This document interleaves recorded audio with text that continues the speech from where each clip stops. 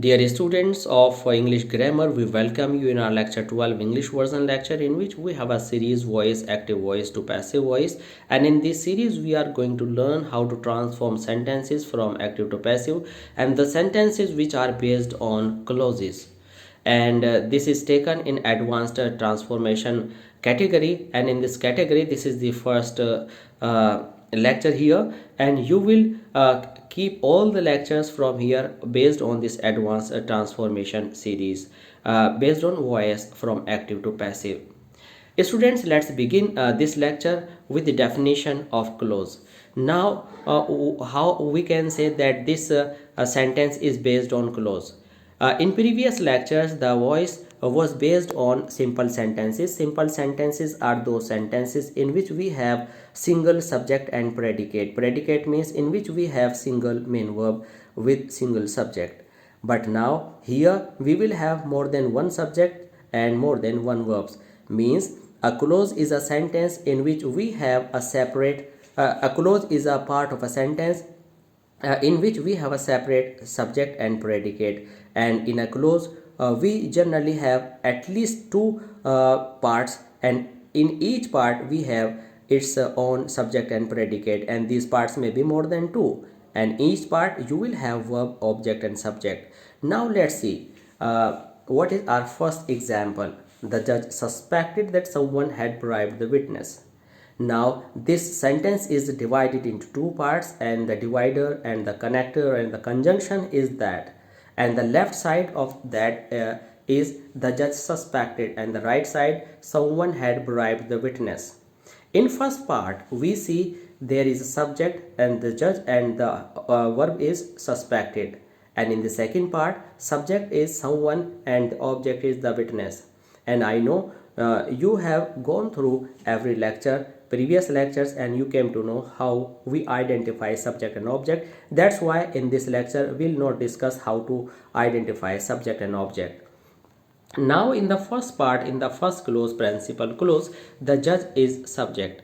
Now we have a choice whether we want to transform the first part into passive or the second. You can do any, but to do this you must need an object from each part. Now let's check it out whether we have object in each part or not.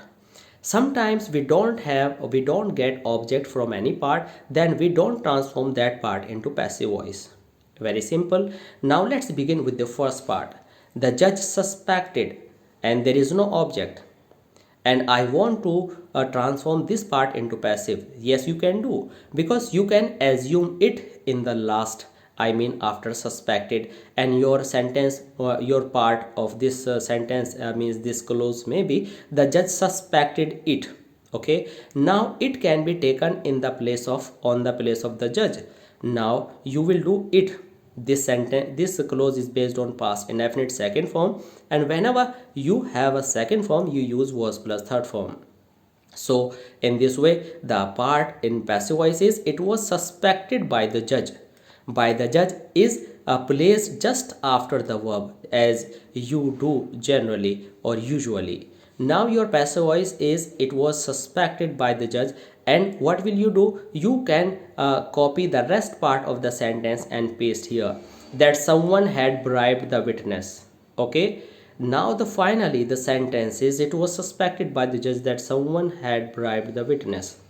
Now students, we have one more option, that we do not want to change the first part into passive voice, we just want to transform the second part, this second part, the second part means the part after that, into passive voice.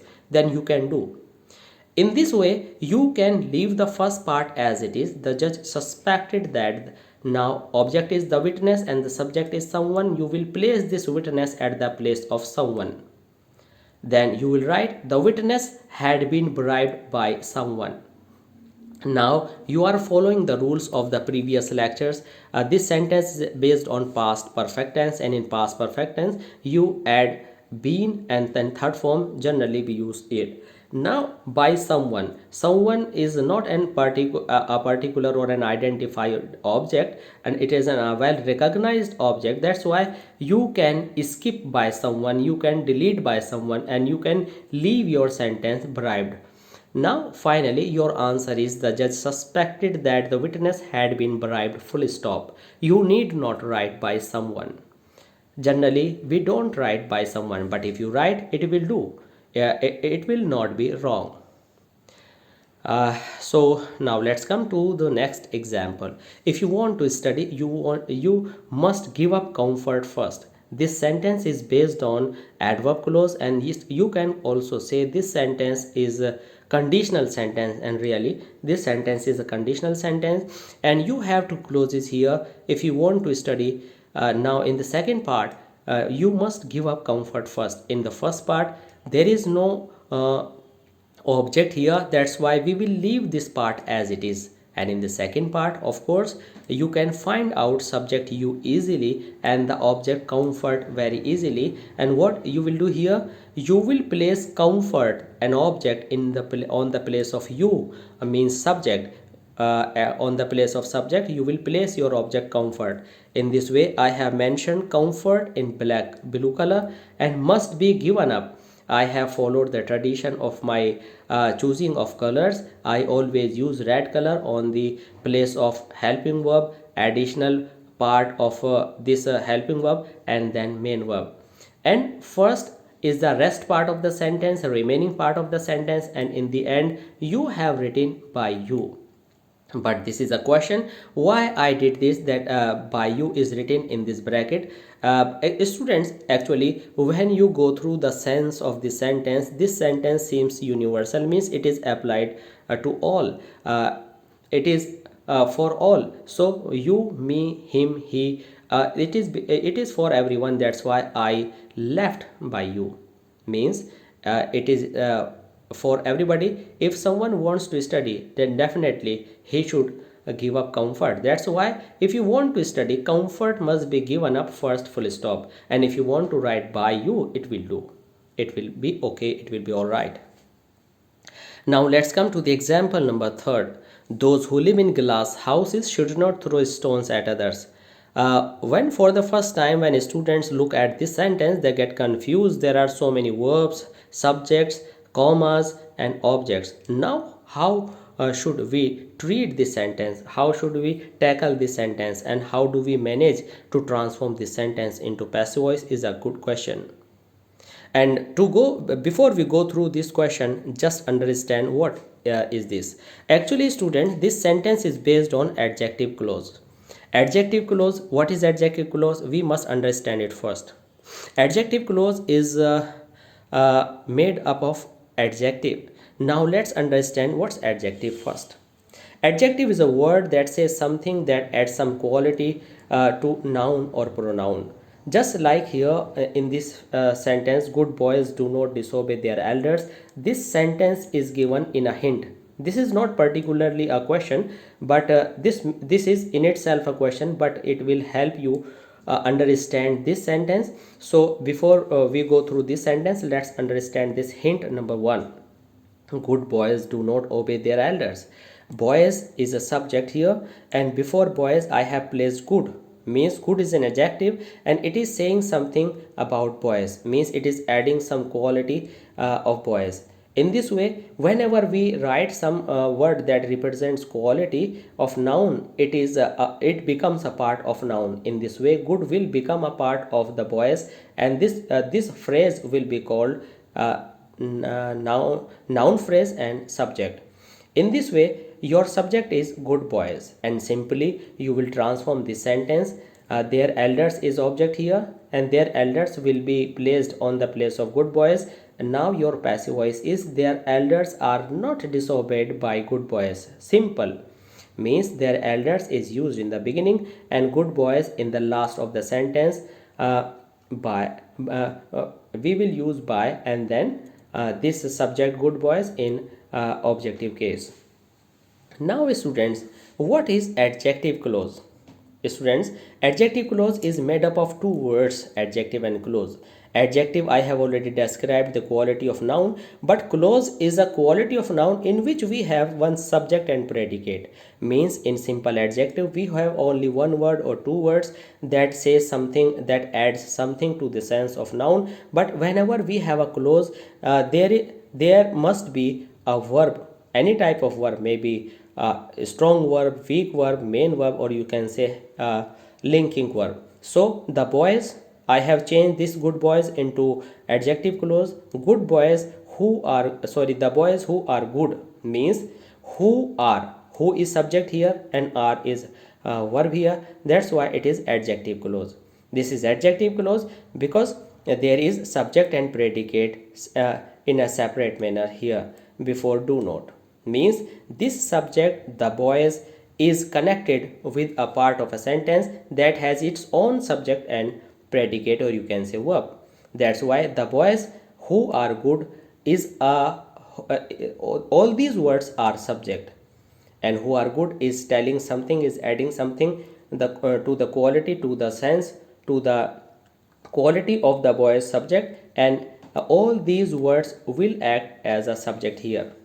And now see what is object, their elders. In this way their elders will be written at the place of the boys who are good. Here you can see, and do not disobey means are not disobeyed, and this the boy who are good will be placed after by, because this the boys who are good is used as the subject taken from the beginning in form of now here in possessive in objective case.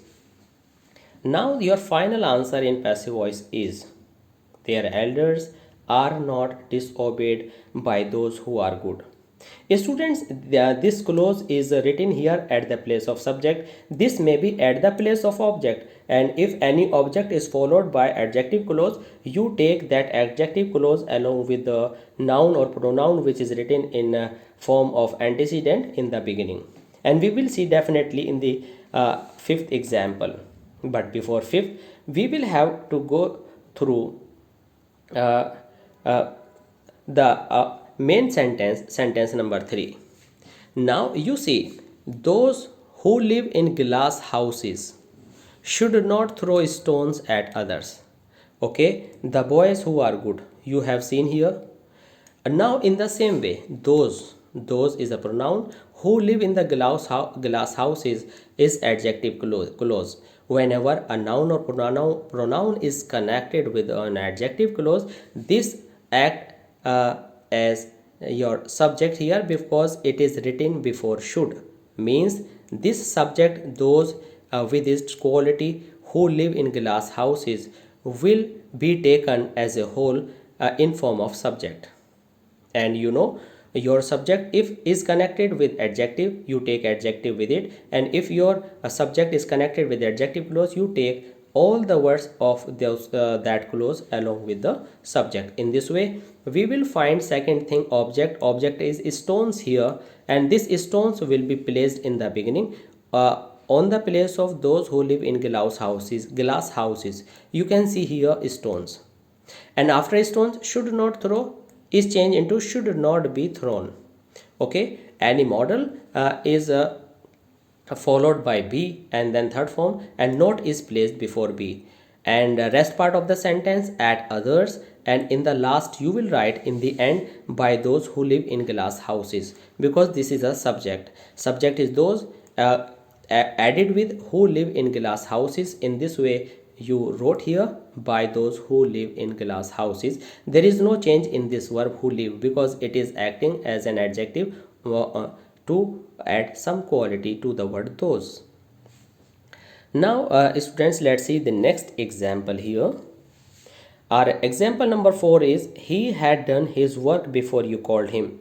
This sentence is based on adverb clause, and it has two clauses. He had done his work, and you in between there is before is an before is a conjunction here, and you called him. I have underlined in green color subject and his work with blue color object. In the same way you subject and called him object. Now if we have subject and object in both the parts, then you can change both the parts into passive voice definitely.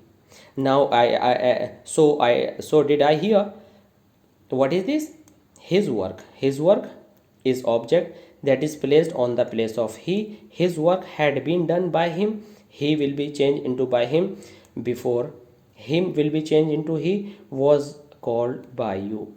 Means I have changed both the parts of this sentence. I mean both the clauses of this sentence into passive voice, and finally our answer is his work had been done by him before he was called by you. If you want to change only one part, that you can. If you want to change both the parts, then you can, and you can choose any one of these. And definitely if you choose either of the parts, then definitely it will be called passive voice. Now I was saying something about the object based on adjective clause. Now here comes the example number 5. We know the time when he will return. Time here is an antecedent, and object is with connected with quality, and the quality or additional feature is written in clause with he and return. He is its subject part and will return is predicate part, and this is based on adjective clause. This is based on adjective clause because time, these words when he will return is adding some sense to the noun the time, and time is placed on the place of object. So the quality that is connected to the object will become a part of the object, and all these words will move from the place of object at the place of subject. Now you can see the time when he will return is written here in blue color because I wrote object in blue color. Now it is in nominative case in place of subject we. Is known to us. Now you, one more thing, new thing is for you students. You will think why I have written here too. Yes, I have written here too because after known, after the verb known, to is written in place of by. Means we do not use by after no new known. So in passive voice we use to in place of by. Now finally the answer is the time when he will return is known to us. This sentence was based on adjective clause. Now let's come to the final example of this lecture. You must endure what you cannot cure. This is a part based on sequence of tenses. And now you can see a noun clause. You must endure. Suppose this part written in blue ink is object, and I replace this object with some single word. Suppose you must endure your problem. Your problem will become object and you is subject here. So you see in place of problem what you can't cure. What means with what you don't use any antecedent, means that the whole part written in this blue color will act as an object, means the object of the verb endure, and this will be placed in the beginning. What you can't cure must be endured by you. Student, this is a proverbial sentence that is a universal truth or a general fact. That's why we I think should not use by you, because it is not only for the person you, it is for everybody, and which is for everybody we don't use such subjects in the end of the sentence in the form of objective case in passive voice. So or finally the answer is what you can't cure must be endured. You can use comma after cure here. In this way, you here observed all types of passive voice here based on clauses. We transformed from active voice to passive voice, sentences based on noun clause, adjective clause, and various types of adverb clause too. Now students, I hope you have understood everything and you have enjoyed this lecture, and you have taken everything in a very jolly mood without tension. So you can do this with our all the lectures, and definitely in future there will be more lectures based on this series active voice from active to passive voice series, and you will get all the lectures. And if you like our lectures based on voice or other topics, please don't forget to subscribe our channel or AC classes of English language. And if you like our lectures, please don't forget to share and like our lectures. So students, now take care. Thanks for being with us and thanks for watching this video. Thanks a lot.